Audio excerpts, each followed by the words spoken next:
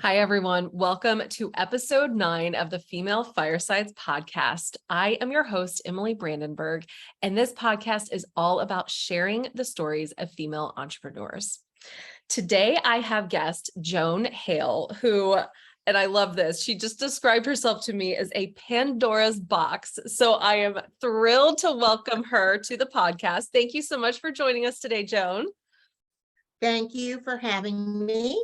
I think it's just really great that we've met online and we've built a rapport just from online contact, which I think is really good, and networking. I love it. I love it. It's super amazing. Joan and I met through the Female Entrepreneur Association, which I feel like I talk about in every episode, but it is such a crucial part of my life and my business. I can't not talk about it. But yeah, we met through FEA. We were on a networking call, correct? Yes. And I connected you with a couple of people. Yes. As one of the girls in my accountability group says, I'm a connector. I should do what you're doing and connect people with all sorts of people. I never run out of names of telling you who to contact and who to get in touch with, right? That's it. Yeah, that's so true. I mean, there have been a couple Yes. times I have posted in FEA and you immediately message me. You're like, oh, I've got someone to help you. I love it. Well, it's I don't do that so much to people I haven't met before. I don't do it blindly. I have to at least have a face to know who I'm sending a connection to. And that helps a lot. I love it. So, okay, before we get started and hearing all about your story, which I'm just on the edge of my seat about, because I feel like it's going to be a really good one. I have been starting these podcasts with asking my guest to name 3 things that they are grateful for in their life or business right now.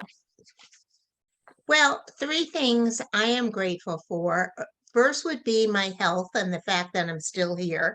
I'm an old gal still kicking along and doing whatever I can. And I think other than my family, I am so grateful for the friendships I have.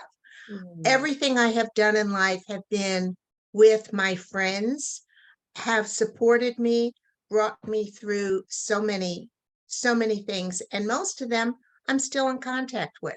I have some friends still from grade school. So I'm very gifted with friends.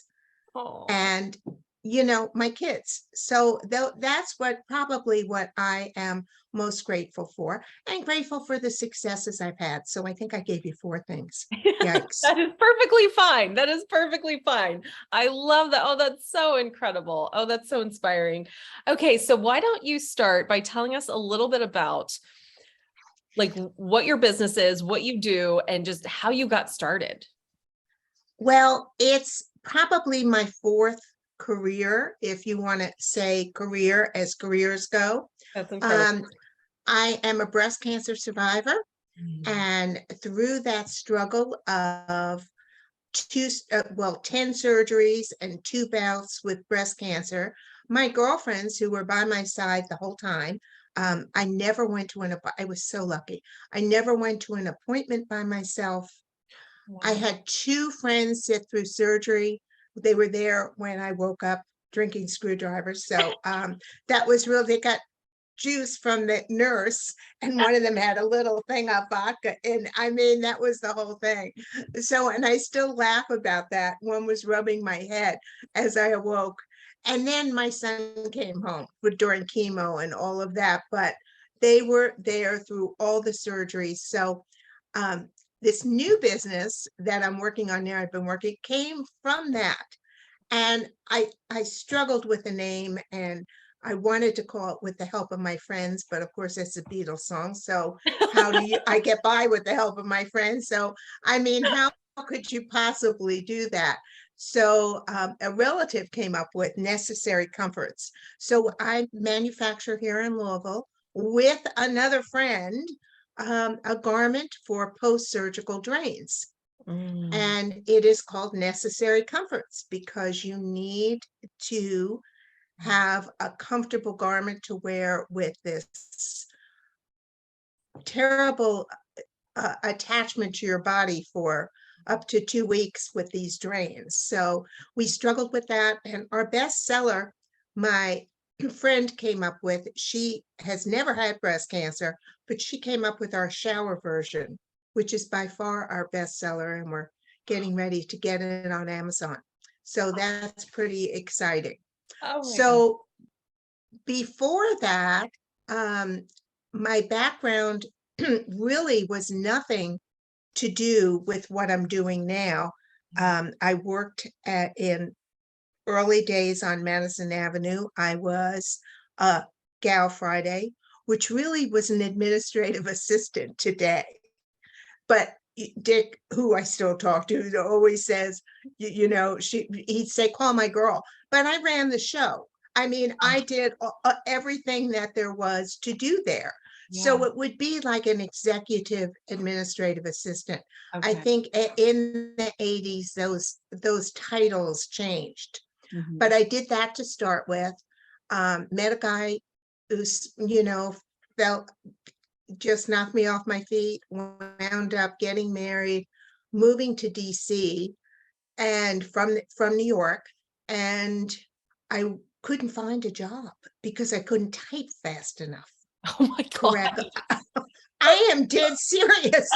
I could type, they tested you on your typing speed, and I could type like 45 words a minute correctly. Well, you had to type 50 or 60 to get a job on the Hill or anything else. So I went to work for a brokerage firm, and through that found out that I was really good at research.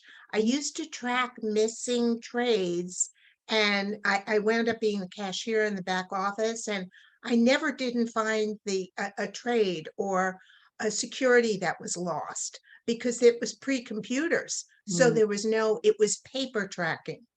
And later on, I turned that into my love of genealogy because research was easy for me. I didn't realize that. So that could have been a career that by getting married and having a different lifestyle didn't fit in.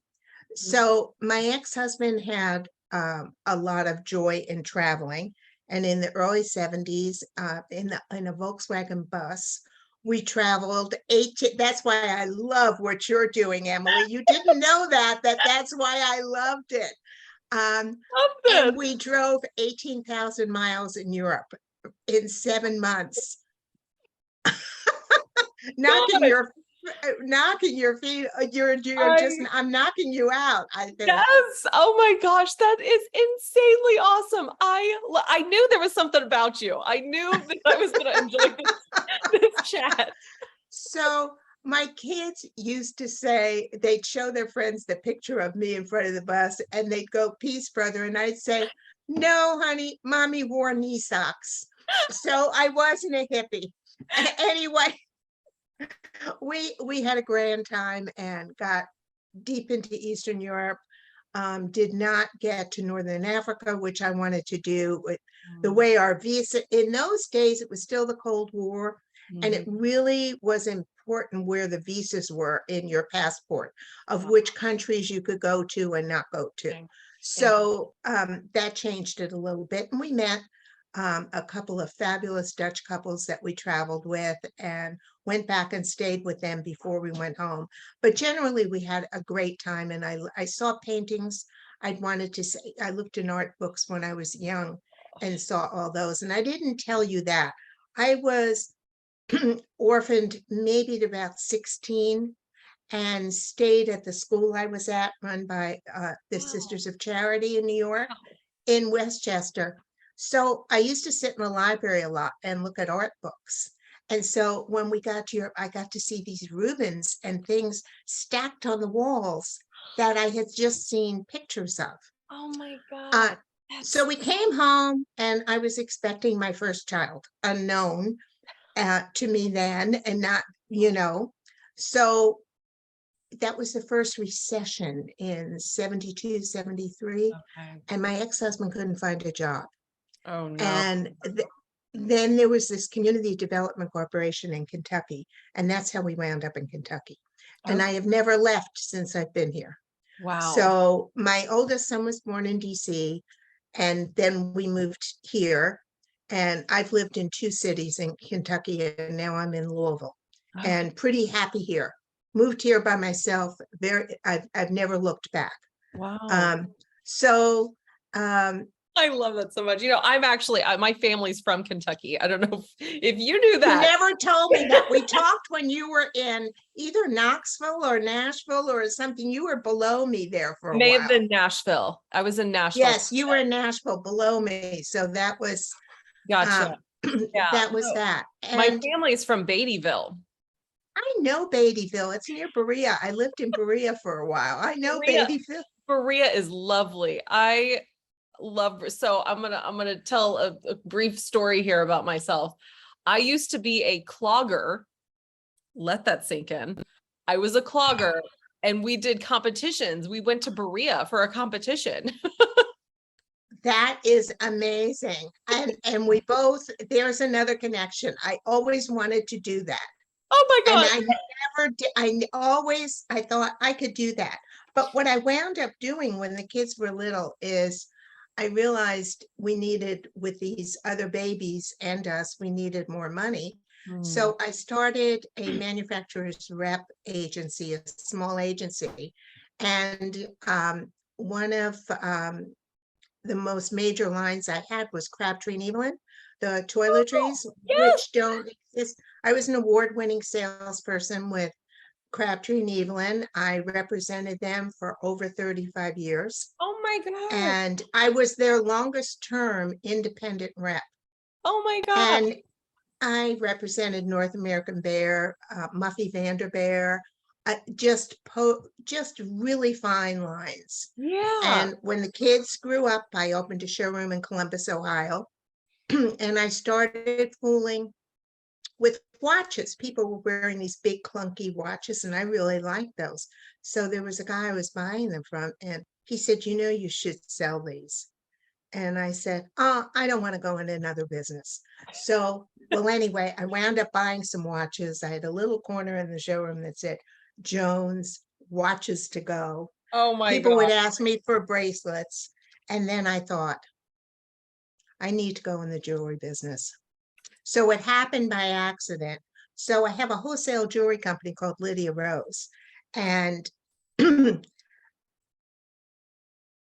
that had brought me through yet another recession after 9/11, Wow. which, it just, the whole home decor and gift business changed. And Mm. I wound up in the jewelry business. So Lydia Rose then became just the only thing I was doing. Crabtree at that point was slowing down. It Mhm. had its second owner at that point. Mhm. And then the third owner, and I think the fourth owner brought it to Asia now. But that was the end of that. And so the jewelry business just Lydia Rose went berserk. And I'm still doing that, not as actively anymore. I don't do shows, but I have loyal customers that I still have to bring, they still call me. So I know what they want and I find it and That's get it for amazing. them. So here I work with the Kentucky Derby Museum. I work with, yeah, so I do that along with Necessary Comforts. Oh my God. So There's so and much. Necessary Comforts Lydia Rose it was really funny because the kids came home when I was sick. And I remember my youngest son said, I thought you were just playing with watches and bracelets. What happened? I said, I know, it got really big. It got really big. So they carried me through on that. They made sales calls and did some trade shows. And my girlfriends helped me package and ship. Oh my gosh. That's so amazing. And I'm telling you, the whole thing, yes, without the girlfriends doing all of that stuff, it would have never lasted. So that's Necessary Comforts came about. Lydia Rose, by the way, that's named after my 5th great grandmother. I was struggling with a name. Oh my And God. I found some papers that I was trying to submit to the Daughters of the American Revolution to register her husband, who had never been registered as a patriot. Oh, And wow. I found her father's will Oh my from God. 1790, which listed my Bethuel Greenfield, my patriot, husband of, because women could not inherit any money then. Oh, So he inherited the money, and he was the husband of Lydia Rose. And I was trying to come up with a name for the jewelry business. I got these papers in the mail. I oh, said, Lydia Rose, here you are, Lydia what an Rose, incredible way Lydia Rose. to And honor. Oh, it's an incredible name. I You love know, as I that. think Necessary Comforts is an incredible name too, Yeah, no, you it's know, talking about the product. So absolutely. in, I guess it was 2017 or 2018. No. It was 2019. Carrie had an inspired vacay Mhm. in Southern California. Yeah. No, in Palm Springs. And I went to that, and all my girlfriends thought, "You're nuts. What are you doing? What do you spend? Why are you doing that? You know how to run a business." And I said, "Not today, not online, Interesting. not." I said, "No, I don't." Interesting. And I said, I was so inspired by a bunch of her sayings and ads I saw on Facebook. I didn't join in the beginning. I waited a while, and then I started looking into her. I saw her book, She Means Business. I Hmm. saw some other things, and I thought, I'm going to join that. And then Inspired Vacay came up, and I said, I'm going to do that. So I went to California, met a bunch of fabulous women, I love this. and I still have close contact with, about 6 of them. So, and then Maggie Geely, who you know from Yeah, yeah, FEA, yeah. and Monica Delago had an event after that I went, the last trip I took before COVID, and they had an event in Florida, and I went. Oh, And that was bingo of the whole, because Michelle Rohr spent a lot of time with me teaching me how to go about doing this. And she said, you can't do an Etsy shop on your own. You can't do all these things. You need help. hmm. And 3 other FEA gals that were there hooked me up with Adela, who's in Slovakia. And so she wound up being our designer. And Oh, so that's why I say it is such a wonderful tribe. I agree. The help you get and the resources Yeah. of people that you need. Yes. Oh my And gosh. Adela was just kind of starting out then. And so it was a boom for all of us. I think I know Adela. Yes, I she's think I know wonderful. her. Yes, Adela Nevada. Yes, she yes, is yes. wonderful. Oh my gosh, this is so crazy. I love, there's 2 things here. So like you're always learning. Like you are literally the poster child for a woman in different stages of her life who's like reinventing herself. And I like, You have to continue to learn. You have to read. And now, if you don't, YouTube and all the rest of it to learn. yeah, I didn't know about Udemy yeah. till FEA, and people would talk about Udemy. Mm. And as I said, I was looking at Thrivecart. I just bought a class on that. So, you have to learn. You can't stay stagnant.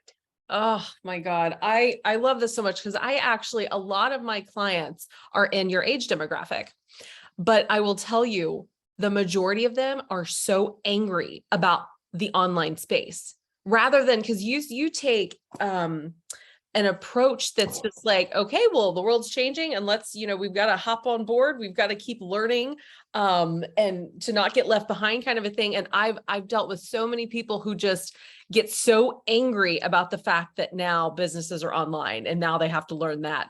And so it is so refreshing to hear your take and how you are like, you just seem like a genuinely happy person. Well, I think so. I think some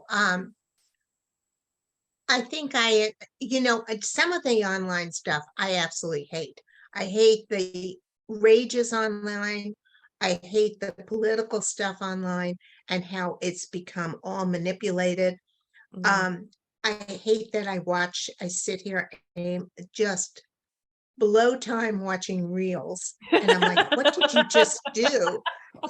All this time goes and you're like, I'm finding I'm watching reels on tiny houses and motorhomes. And I'm like, I'm never going to drive one of those. Joan, that's called market research. Oh my God, that is so funny. I do the same thing. So I have crafted my reels news feed so that I mean it is all things that make me happy. So it's like huskies that are chatty and they're howling and wooing in the background. I have goats, I have horses, I have Australian shepherds, I have cats doing funny things. And it You have to teach me how to change my reels. You have to teach me that. I found if you look at one or two recipes and your whole thing is all recipes, these things you would never make. And it's just absolutely ridiculous. oh my So I do the same thing. No, and I'm a social media strategist, so I'm on there quite a bit. But yeah, I feel you. I will literally spend an hour watching videos. I'm like, what did I just lost an hour of my day? that's exactly it. And you have got to put a timer on or something and say, don't do this.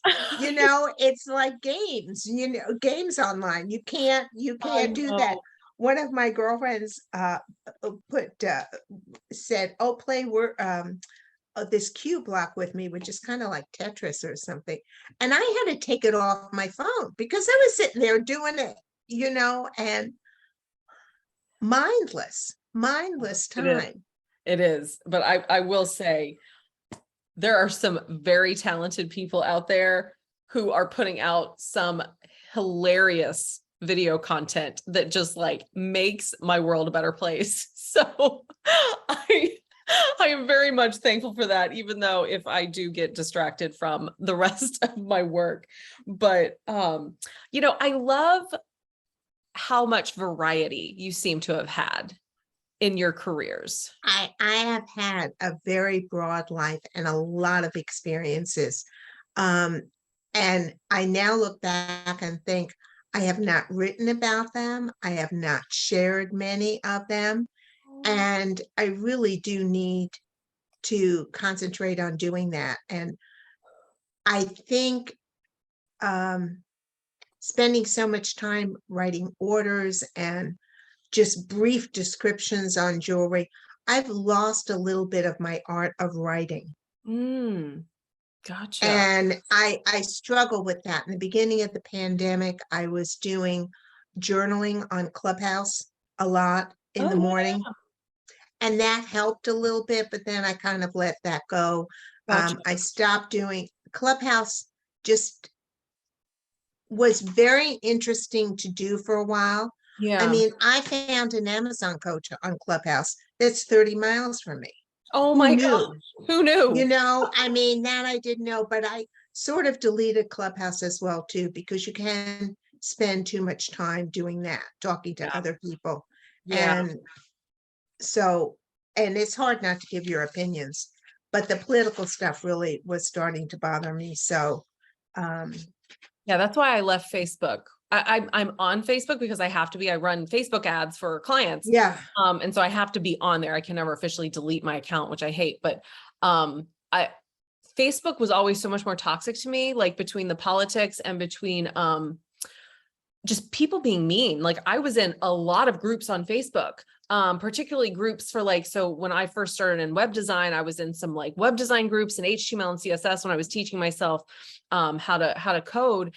And I would ask a question and people would come in and just like destroy me. They were so mean. And it was a beginner's group. Like you were supposed to be able to go there and ask questions. And so I was like, I hate Facebook. I'm never going back. But then Carrie's group is completely different. it is. And there are some great people in there. There's also a few that, it's like any group. There's one or two that, are maybe not great, but generally it Right. truly is a great group. Yeah. But I mean, there'll be stupid things and my phone will go off that our governor is giving an update on the flooding in Eastern Kentucky. And here are all these people commenting about you're doing a terrible, he's doing a wonderful job. That's not what this is for. This is to hear what's being built, what's being done, how they're going about getting schools opened again, which library, and it's all those people that just hate and manipulate the news. I've had to stop. I don't read. I had to turn off. I actually turned off all the notifications on my phone, which anyone who is listening to this, particularly if you are a social media manager, because I manage, I think it's like 12 different accounts between Facebook and Instagram. If I didn't have my notifications turned off, my phone would never stop. So it's like, as soon as I turned off my notifications and stopped getting like news notifications, stopped getting social media, like, I don't care that XYZ has just posted on social media. I don't need a notification for that. But when I turned all that off, oh my gosh, I found that my world, like, it felt so much less chaotic. That, it's really true. I just did that. I'm on a dragon boat team here in Louisville that I just joined this year, of breast cancer survivors. And although I was doing well in the spring, and I wound up in July, end of July, catching COVID, which I was boosted the whole 9 yards. And I really, it really did affect my stamina somewhat. So I'm working again at building that. Sure. But I had to turn off the notifications because they're all going to a race this weekend, then I'm not going to. And it's constant chat about it. But how did I find out about that? Through an FEA member, Julie Williams, who had, I mean, how funny is that? Who had either a Clubhouse room to start with or a Zoom. And this gal from Australia, Michelle Hansen, was on there.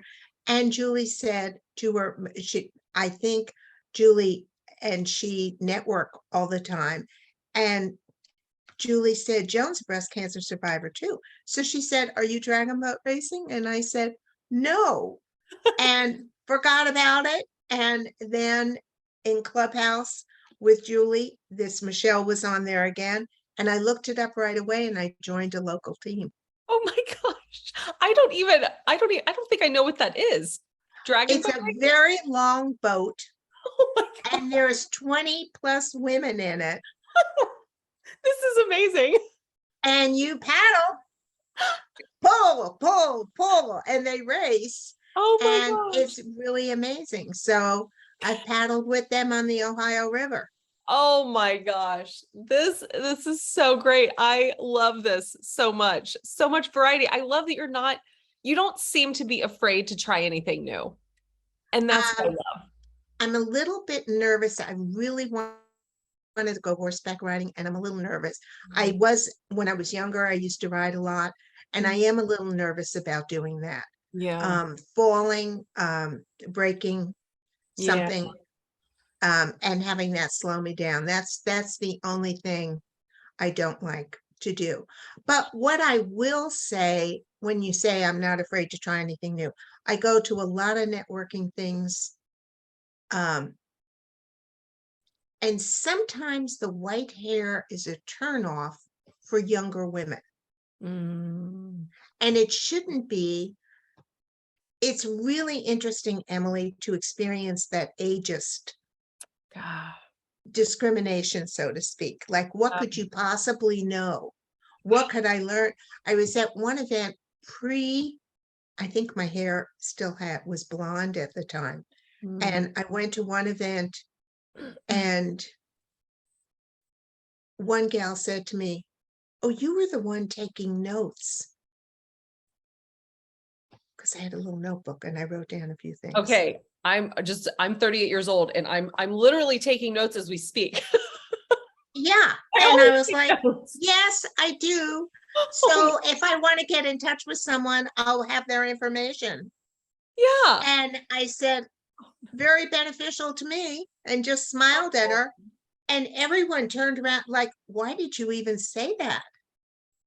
it was so amazing. It was, I wasn't putting it in my phone. There's too much stuff in my phone. I don't like text. I don't like typing notes on my phone unless that's the only thing that I have and I have to write something down. Like that's the only way, but I would much prefer an actual physical notebook. Now I like if I'm at an event and I have my computer in front of me, I'll probably pull up a Google Doc or something and take notes there. But there's, oh my gosh, I'm so sorry that I'm just saying it does. Anybody listening, don't do that to older women. They might have information that you want, or connect you with someone you need to know. And I don't think, like, for me, white hair or gray hair, that to me doesn't signal someone who's outdated. That tells me that is someone who has experience, who has life and business experience, and they have stories to tell. That's what that says to me. I have stories. I unfortunately have a lot of stories. You need to start your own podcast. One of my friends here, who is a bourbon writer, is much younger. She was taking her kids somewhere one night, and I had called, and I've always said, if you want to be my friend, you have to call. I don't just text. Yes, I can text, but you have to have a conversation with me because there's too much lost in a text. I agree. It's not a whole conversation. So I called her about something. And I think one of the mothers had come in with her kids, and I said, I must have said, "Oh, I'm sorry, you're on the phone." She said, "No, that's just my friend. She talks a lot." And I laughed so hard. I said, "Okay, I'll hang up now. You go do what you have to do." But I mean, it's really funny that, but I'm very lucky to have her. We have we went for petties the other day. We have a great relationship. And that was, I mean, we've been friends now 7 years, so amazing. So let me just ask you this as we kind of start to wrap up a little bit. Yeah. What is a piece of advice you would like to give to a woman who's maybe in her 20s, 30s, 40s, who are struggling with their business or fearing that they're already outdated and that they shouldn't even bother? What is some Joan wisdom you would like to share with them? Well, I think you have to look at what other people are doing. You don't have to copy them, but you have to watch what other people are doing. Yeah. And you do learn, whether or not they want to be in contact with you. Like here, there's a world famous milliner, makes beautiful Kentucky Derby hats. She's actually the official milliner of the Kentucky Kentucky Derby. Wow. And when we just bought this really super duper industrial sewing machine and all this other stuff. And I said to my business partner, Annie-Laurie, we have to go around Louisville and find all the people that are sewing and see what they're doing. If we want to open a shop, what we can learn from them, see what they're doing and how we could benefit from meeting them, and what we have to offer them. Because you always have to offer people something in order to get. You have to be willing to give in order to get. And we just walked in cold on her one day. And I mean, I'm sure she thought we were customers. And I said, hi, we're doing sort of what you're doing, but not on the scale that you're doing. And we just wanted to tell you about us and share some information, because we thought it was really good. Well, we got the name of a guy for sewing machine repair.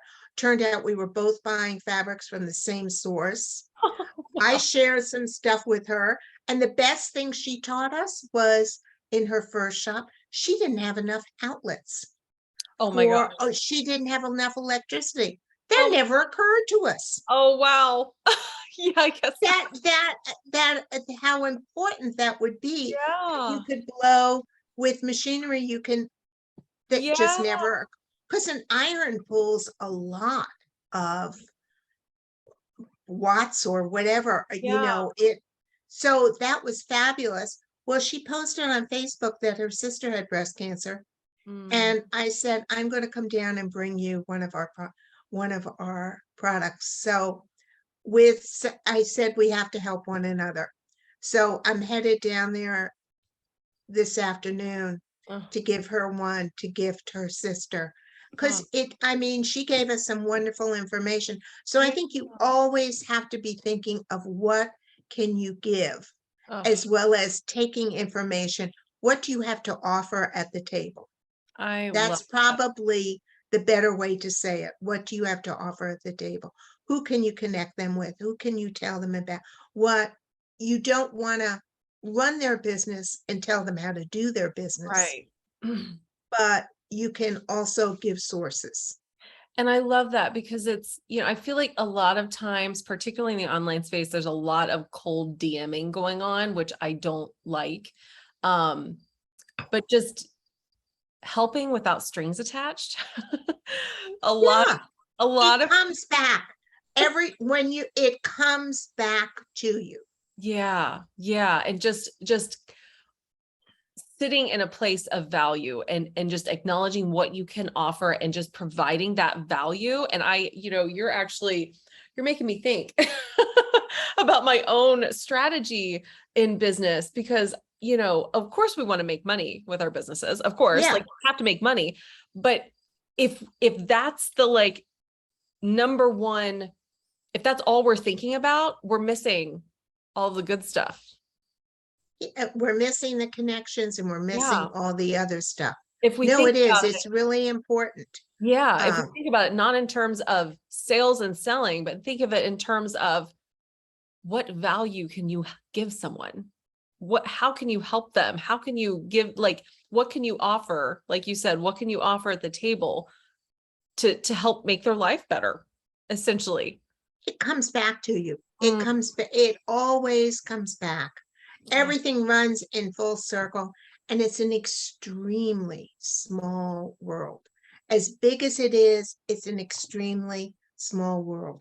Who would ever think that you and I would have so many of the same connections? of women in other countries.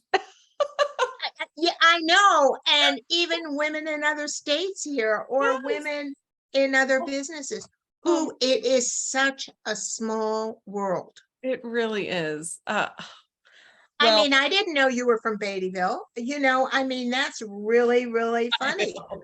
Isn't that funny? Isn't that I mean, funny? my kids used to play basketball there. So Oh that my was,